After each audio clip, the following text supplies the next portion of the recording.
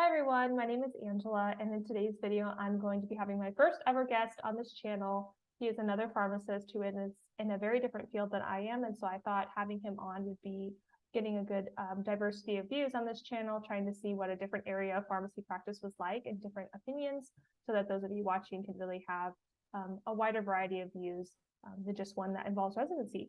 So his name is Joshua. He is a community pharmacist.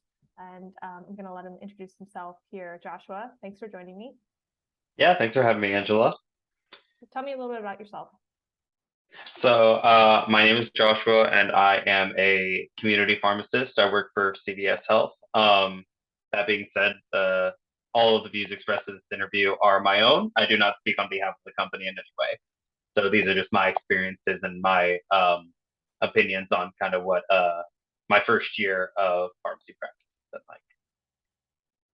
Thank you. Yes, this really is just to get an idea of what your experiences have been and get some general advice. So my first question has to do with your profession. So what made you choose the field of pharmacy? So, probably like most people going into healthcare professions, I had some strong role models that were healthcare professionals growing up. And so I was always sort of inclined towards that field. I had a lot of respect for our healthcare professionals. So then when I was doing my undergraduate, I bounced around between a couple of professions and finally just started working as a tech to try and get some experience and see if pharmacy worked for me. And I loved it, and I've been committed to it ever since. That's great. We love pharmacy. My second question has to do with your responsibilities in pharmacy school, because there can be a lot. And I've talked about different ways that I tried to balance them. What did you use, either study-wise or responsibility-wise, to kind of manage everything in school? So it was definitely a big challenge moving from undergraduate to the pharmacy school curriculum and just the amount of time that it required for diligent studying. And the stakes definitely felt higher with my classwork because it wasn't just biology courses, it was courses that were directly impacting my future career. So I definitely had to learn a lot more about time management. I still didn't have the best study habits, but I got much more on a schedule and allotting times specifically for studying certain subjects. I had to learn to prioritize which subjects I maybe needed to spend more time on because I was struggling more. But the biggest difficulty was probably just balancing that with work.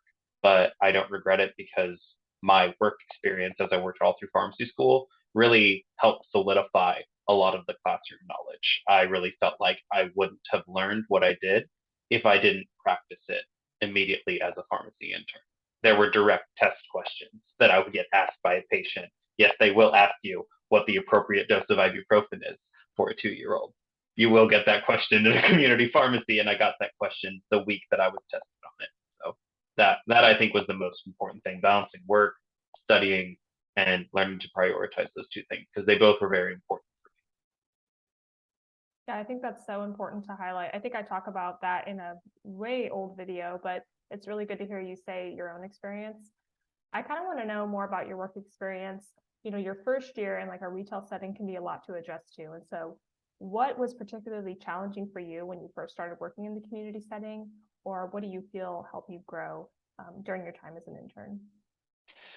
So practicing in the past year has been challenging for everybody. I think that COVID really threw a lot of curveballs that I wasn't prepared for when it came to practicing in a community setting, either with boosters or with different mask recommendations and everything like that, and trying to keep up to date with the CDC guidance because patients really did see us pharmacists as the experts on the subject, and they saw us pharmacists as a resource that they could quickly go to, and they relied on us for accurate information. So there was definitely a heavier responsibility in regards to that that I really wasn't prepared for. I knew that pharmacy is a lifelong learning profession. I just didn't expect that much studying to happen in my first 2 or 3 months.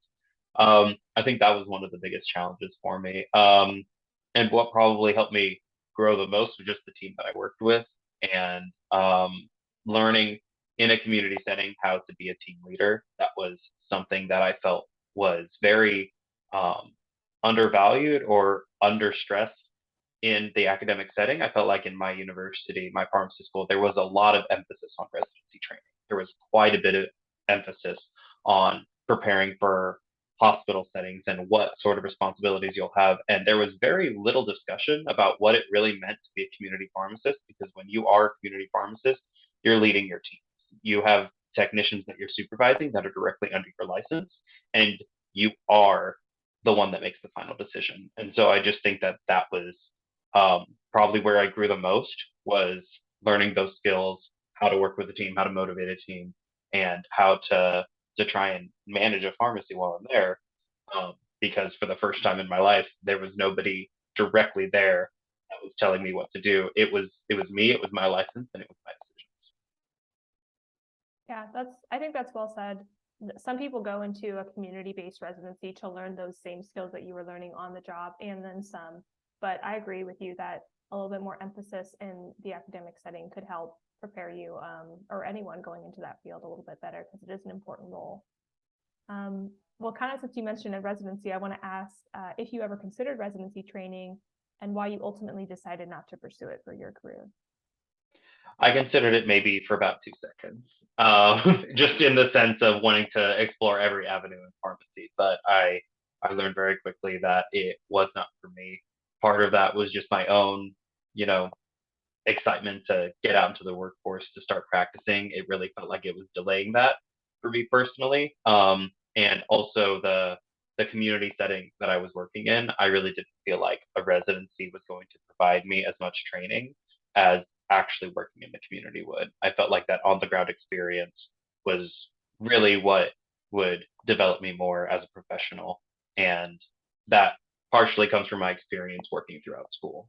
And so I feel like anybody that is truly passionate for community pharmacy and wanting to go into community pharmacy, I know that there are some wonderful community pharmacy residencies out there. Some of my rotations, I did experience them, and they really were fantastic in what they could really emphasize in expanding the role of community pharmacists. But if you're in pharmacy school, if you're not working, then you're really not setting yourself up for success as a community pharmacist. I strongly feel that way, because there's too many skills, interacting with patients, your patient counseling, and working within a team and understanding how that dynamic works. You just can't get it at school. They can try their best, and they have tried very hard to simulate those environments. Um, but there's a great deal of learning that happens that the school can't provide. And so I feel like if you're going for residency, working may not be that important, but if you're working towards a community pharmacy position, you need to get that work experience. You need to learn about yourself and learn what you need to build. Yeah, and I just wanted to add that, I think sometimes it's less common now that people can't get a job in the retail setting, even as a technician or an intern. But even trying to go and get a job or trying to even do some shadowing, I think would be better than nothing. So I agree with what you're saying, that the attempt is important because we see the value in it.